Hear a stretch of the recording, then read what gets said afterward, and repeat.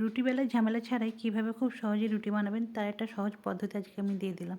অনেকেই আছেন যারা রুটি বেলতে পছন্দ করেন না, তারা এইভাবে চাল, গম যে কোনো আটার রুটি খুব সহজেই বানিয়ে নিতে পারবেন লিকুইড ফর্মে। তার জন্য প্রথমে আমি একটা বোল নিয়ে নিয়েছি। বোলের মধ্যে আমি 2 কাপ পরিমাণ চালের আটা নিয়েছি। আজ আমি চালের আটা রুটি বানাবো, তার জন্য চালের আটাটা বেশি নিয়েছি। আপনি গমের আটা দিলে গমের আটা দিয়ে শুধু করতে পারেন। আর দিয়েছি 1 কাপ পরিমাণ গমের ময়দা, তার সঙ্গে দিয়ে দেবো একটু তেল। এটা আপনার পরিমাণ মতো একটু কম বেশি আপনারা যেরকম আটা দেবেন সেই হিসাবে ব্যবহার করে নেবেন। তারপরে সবগুলো মিশ্রণ আমি ভালো করে মিক্স করে নেবো। আমাকে ভালো করে কম্বাইন করে মিক্স করতে হবে, নাহলে কিন্তু রুটিটা ভালো হবে না, ফুলবে না। এই কম্বাইন করার উপরে কিন্তু ডিপেন্ড করে। চালের আটার ক্ষেত্রে একটু রুটিটা ফুলে কম, কিন্তু এটা গমের ময়দা বা আটা হলে খুব সহজেই খুব সুন্দর ফুলকো রুটির মতো হয়ে যায়। তারপর আমি একটু একটু করে জল নিয়ে, মোটামুটি 1 কাপ পরিমাণ জল লেগেছে আমার। 1 কাপ পরিমাণ জলকে আমি 3 বার একটু একটু করে নিয়ে আটাটার মধ্যে মেখে নিয়েছি।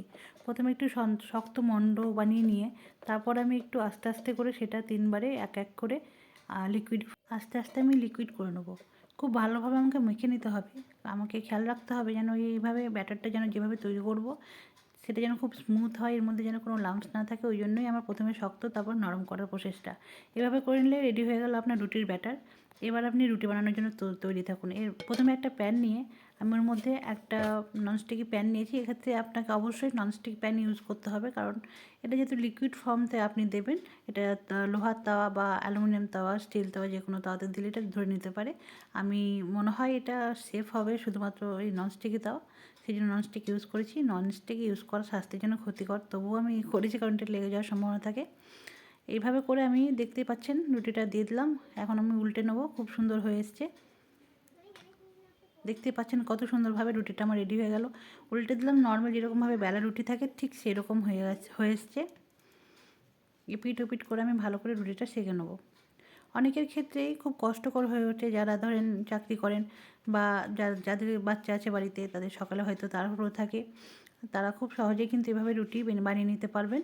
আর একটা ব্যাপার, আপনি এর মধ্যে যদি সবজি মিক্স করে দিতে পারেন ছোটো ছোটো করে কেটে কুচি করে, তাহলে কিন্তু সেটাও আপনি করতে পারেন। সেক্ষেত্রেও কিন্তু পরোটার মতো হয়ে যাবে, খেতেও কিন্তু সুস্বাদু হবে। আপনি ঝামেলা ছাড়াই কিন্তু সেটা বানিয়ে নিতে পারবেন।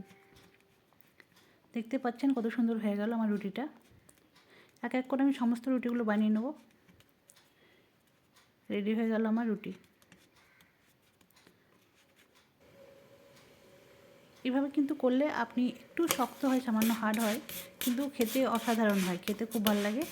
আর আপনি এটা যদি ময়দার করেন, যেহেতু আমি চালের আটা করেছি বলে একটু শক্ত শক্ত এসছে, এটা যদি গমের ময়দার করেন তাহলে কিন্তু খুব সুন্দর একটা সফট রুটি তৈরি হয়, যেটা খেতে কিন্তু অসাধারণ হয়। সবজি মিক্স করে দিলে সেটা পরোটার মতো খেতে লাগে। তার ক্ষেত্রে একটু তেলের পরিমাণটা বেশি দেবেন, খুব সহজেই কিন্তু রেডি হয়ে যাবে। আমার দেখতেই পাচ্ছেন আমার রুটিগুলো রেডি হয়ে গেল। এভাবে বানিয়ে নেবেন বেলার ঝামেলা ছাড়া রুটি।